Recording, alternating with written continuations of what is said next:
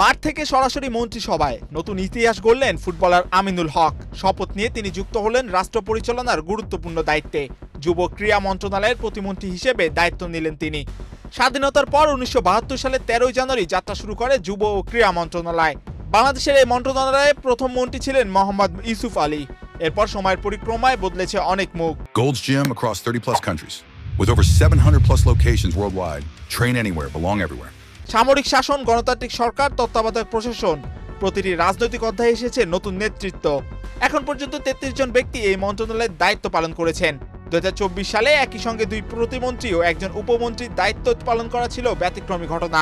৯০-এর দশকে গণতন্ত্র পুনঃপ্রতিষ্ঠার পর প্রশাসনে আসে নতুন গতি। 111-এর সরকার, পরবর্তী আওয়ামী লীগ সরকার, সর্বশেষ ২০২৪ সালের ৫ আগস্ট পরবর্তী পরিবর্তন, সব মিলিয়ে নেতৃত্বে ধারাবাহিকতায় যুক্ত হয়েছে বহু নাম।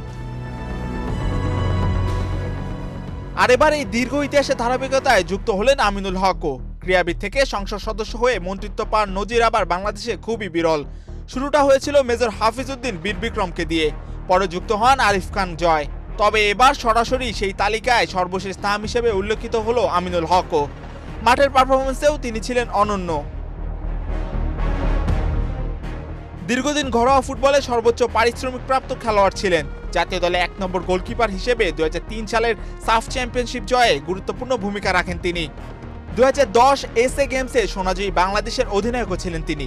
প্রশ্ন এখন একটাই, ক্রীড়াঙ্গনে দীর্ঘ প্রতীক্ষিত উন্নয়নে কতটা পরিবর্তন আনতে পারবেন আমিনুল হক। মাহিউজ্জামান, বাংলাদেশ প্রতিদিন।